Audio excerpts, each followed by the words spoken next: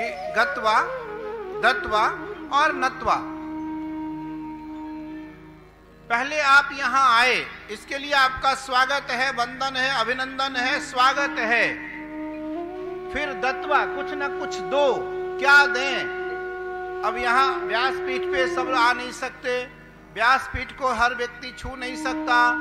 व्यासपीठ पर हर व्यक्ति आएंगे तो समय बहुत लगेगा, तो इसलिए मनोमय, मन रूपी, श्रद्धा रूपी सुमन परमात्मा को वहीं से बैठकर दिया जा सकता है। तो गत्वा, दत्वा, पहले दो और फिर नत्वा, उसके बाद नमस्कार करो। ये तीन चीज। सबसे पहले गत्वा, आप यहां आए चल करके, उसके पश्चात आपने कुछ ना कुछ परमात्मा को देना है, आपको देना चाहिए। वो क्या दिया जाए? तो श्रद्धा रूपी सुमन। अब वो श्रद्धा रूपी सुमन में लाऊं कहां से? हो सकता है कहीं पुष्प आसपास न हो, तो मन रूपी श्रद्धा सुमन। शास्त्र ने कहा सबसे बड़ी जो सेवा है वो मानसिक सेवा है। सबसे जो बड़ी सेवा है वो मानसिक सेवा है। सबसे जो बड़ी पूजा है वो मानसिक पूजा है। सबसे बड़ी जो साधना है वो मानसिक साधना है। ध्यानावस्था उत्तमा च, ध्यान को उत्तम कहा गया है।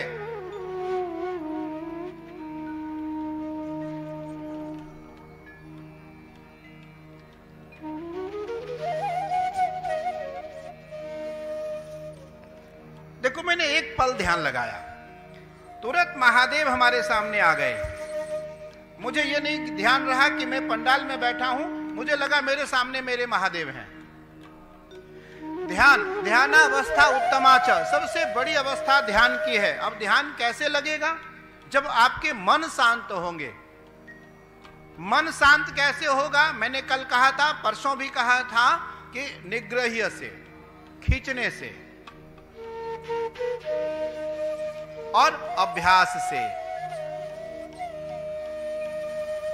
तो ध्यानावस्था उत्तमा च, अर्चनावस्था मध्यमा, जिससे ध्यान न लगता हो वो भगवान का अर्चन करे। भगवान नारायणाय नमः, पादौ पूजयामि, श्रीमन्नारायणाय नमः, पुष्पं समर्पयामि, श्रीमन्नारायणाय नमः, अक्षतान् समर्पयामि, श्रीमन्नारायणाय नमः, नैवेद्यं समर्पयामि, श्रीमन्नारायणाय नमः, ऋतुपुष्पं समर्पयामि, श्रीमन्नारायणाय नमः, नैवेद्यं समर्पयामि, श्रीमन्नारायणाय नमः, अखंड ऋतुफलं समर्पयामि, श्रीमन्नारायणाय नमः, पूगीफलं तांबूलं समर्पयामि, श्रीमन्नारायणाय नमः, मुखवासार्थे तांबूल पूगीफलं समर्पयामि, श्रीमन्नारायणाय नमः, द्रव्य दक्षिणाम समर्पयामि।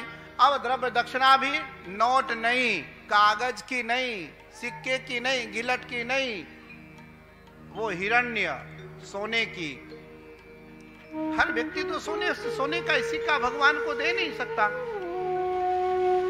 भगवान हिरण्यमय है। अभी पूज्य महामंडलेश्वर हरि चेतनानंद जी महाराज ने कहा, श्री सूक्त, हिरण्यवर्णां हरणिं सुवर्ण रजतस्रजां चंद्रां हिरणमयीं लक्ष्मीं जातवेदो महावह तामावह जातवेदो लक्ष्मीमनपगामिनी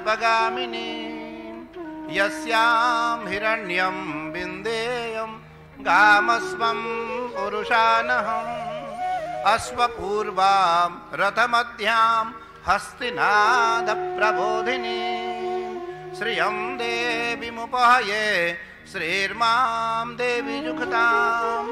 श्री सूक्त है, 16 मंत्र हैं इसमें। अगर सही में ये मंत्र याद कर लिए जाएं और नित्य भगवती को सुनाए जाएं तो हमारे घर से जो लक्ष्मी चली जाती हैं वो जाएंगी नहीं, स्थिर रहेंगी। हमारे घर में महालक्ष्मी का वास होगा।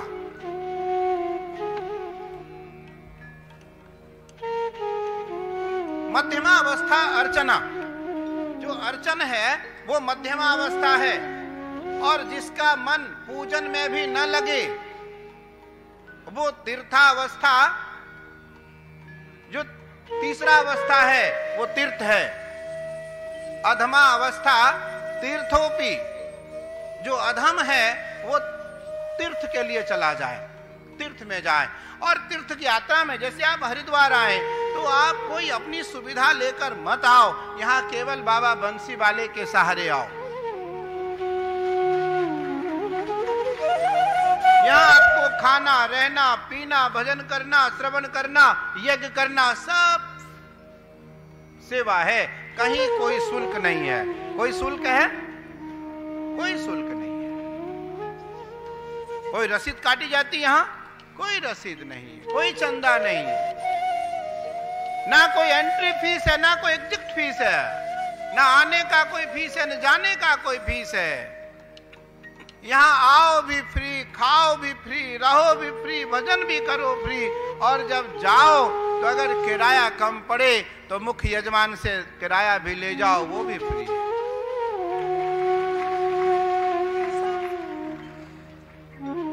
तो जो निहित सेवा है वो तीर्थ है। तो 4 प्रकार के भक्त हैं। हमें 2 भक्त बनना चाहिए, ज्ञानी और जिज्ञासु नहीं, ज्ञानी और आर्त दुखी। ज्ञानी और भक्त। लोभात प्रत्युपकाराय नन्वेता किम नुपश्यसि। हमारा जो लोभ है उसके ऊपर विजय पाने के लिए भक्ति आवश्यक है, भक्ति को लाना आवश्यक है, भक्ति को करना आवश्यक है। अब भक्ति लाया कहां से जाए, भक्ति पाया कहां से जाए, भक्ति किया कहां से जाए? तो भक्ति ना मिलती है, ना भक्ति खरीदी जाती है, ना भक्ति कहीं मोल मिलती, ना भक्ति को पाया जाता है, ना भक्ति की जाती है। भक्ति स्वतः हो जाती है। कब? संतों के संग से, महापुरुषों के संग से, कथा श्रवण मात्र से, कथा में आने मात्र से, कथा श्रवण करने मात्र से और नाम संकीर्तन करने मात्र से। आइए आज